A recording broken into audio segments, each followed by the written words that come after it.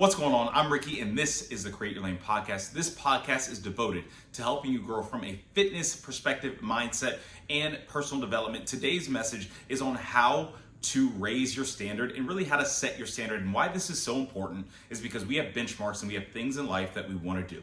That in order for us to get there, we are going to have to actually set a standard and put a standard in place for us to see these things through. If you look at McDonald's, it's a fast food chain. I know that this is a fitness podcast, but if we just look at McDonald's for who they are, what they've implemented, what they put in place, they put in a set of standards so that no matter what McDonald's that you go to, you know what you're getting. And so when you put standards in place for your life, you are going to be able to trust yourself. You're going to know what you're getting when certain situations arise. When you have interactions with other people and you're trying to grow in your career, your relationships, people are going to be able to look at you and trust you because you've set a certain standard for yourself. So that's why this is so important. I've done a lot of deep work on this in my life, and I'm not perfect by any means, but I've learned a lot in the process. So 4 quick and very easy ways for you to set your standard, for you to raise your standard that you can take with you and really focus on throughout the week are as follows. Number 1, you have to figure out and define what you want.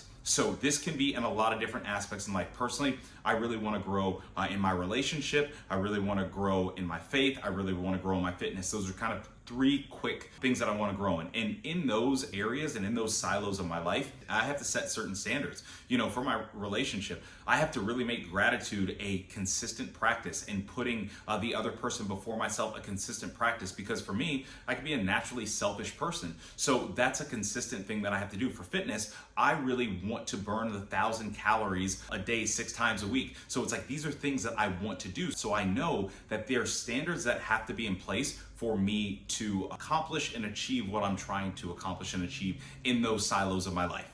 Number 2, identify the sacrifices that you have to make in order to set your standard, in order to ultimately raise your standard. For me, again, from a fitness perspective, I know that I have to sacrifice some sleep sometimes. I wake up at 4:45 in the morning and I go to bed a little bit earlier. So I'm sacrificing time on the tail end where I'm going to bed a little bit earlier, and then I'm sacrificing, those waking hours so I can get my workout in because I have a very busy day.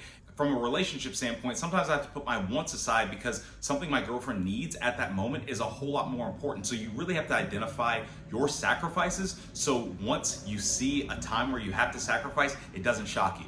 Number 3, you have to execute. You have to do the work. Execution in this aspect is worship, because once you execute on your standard and you consistently do that, then it gives you an opportunity to figure out ways that you can raise your standard, that you can raise your output, that you can raise your work ethic. Continue to put the hard work in, identify those silos that you want to improve, and then put the work in. And once you do that over and over and over, that becomes a habit. And once that becomes a habit, then the feelings about the work, they start to lessen, which is great, because when you start a new habit, when you set your standard, at first it is tough. I'm telling you, it is probably the most frustrating thing because you are going against what's comfortable and you are really in growth mode. And growth is never an easy thing. It's never a fun thing, but it's the most rewarding thing. So think about that when you are executing and when you're putting in the work.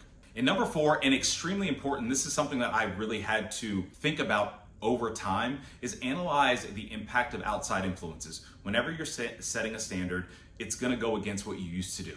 And so that might be places you used to go, that might be things you used to do, that might be people you used to be around. So you really have to analyze all of the outside influences that could impact the standard that you're trying to set. That might mean letting go of some friends. That might mean putting the drink down. That might mean waking up a little bit earlier and putting yourself in an area that you know that the outside influences will not impact your standard. And I'm not saying live a very, closed off and composed life, because you have to live life, you have to enjoy life. But what you want to do is you want to be at a place where you can analyze what is impacting you not hitting your standards, what's impacting you not raising the bar, not raising the standard. And once you do that, then it becomes a lot easier because you're able to identify things and you're able to make tweaks. So setting the standard is extremely important because it's going to allow you to be extremely successful in so many different areas of life. So again, number 1, you have to define what you want. Number 2, you have to identify the sacrifices that you have to make. Number 3, you have to execute and do the work. And number 4,